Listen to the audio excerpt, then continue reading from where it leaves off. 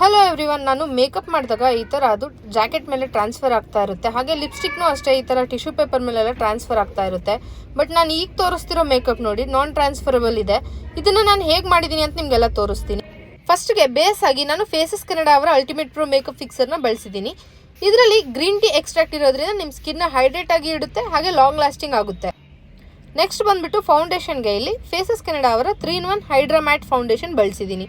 ಈ ಫೌಂಡೇಶನ್ ಬಂದ್ಬಿಟ್ಟು ತುಂಬ ಲೈಟ್ ಆಗಿರುತ್ತೆ, ಹಾಗೆ ನೋಡ್ಬೋದು ಮ್ಯಾಟ್ ಫಿನಿಶ್ ಕೊಡುತ್ತೆ, ಹಾಗೆ ಲಾಂಗ್ ಲಾಸ್ಟಿಂಗು ಇರುತ್ತೆ. 24 hours ನಮ್ಮ ಸ್ಕಿನ್ ಮೇಲೆ ಹಾಗೆ ಇರುತ್ತೆ.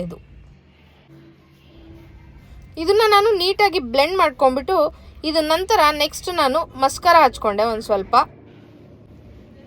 ನೆಕ್ಸ್ಟ್ ಬಂದ್ಬಿಟ್ಟು ಇದೇ ಅಲ್ಟಿಮೇಟ್ ಪ್ರೋ ಮೇಕಪ್ ಫಿಕ್ಸರ್ನ ಬಳಸ್ಬಿಟ್ಟು ನನ್ನ ಮೇಕಪ್ನ ಲಾಕ್ ಮಾಡ್ಕೊಳ್ತಾ ಇದ್ದೀನಿ. ಲಿಪ್ಸ್ಟಿಕ್ಗೆ ನಾನು ಫೇಸಸ್ ಕೆನಡಾ ಅವರ ಕಂಫಿ ವಾವ್ ಮ್ಯಾಟ್ ಲಿಪ್ಸ್ಟಿಕ್ ಯೂಸ್ ಮಾಡ್ತಾ ಇದ್ದೀನಿ. ಇದು ಒನ್ ಸ್ವೈಪ್ ಪಿಗ್ಮೆಂಟೇಷನ್ ಪ್ರೊವೈಡ್ ಮಾಡುತ್ತೆ, ಹಾಗೆ ಲಾಂಗ್ ಲಾಸ್ಟಿಂಗ್ ಮತ್ತು ಟ್ರಾನ್ಸ್ಫರ್ ಪ್ರೂಫ್ನೂ ಇದೆ. ನಿಮಗೂ ಈ ಪ್ರಾಡಕ್ಟ್ ಬೇಕು ಅಂದರೆ ಸ್ಕ್ಯಾನ್ ಮಾಡಿ ಪರ್ಚೇಸ್ ಮಾಡ್ಬೋದು.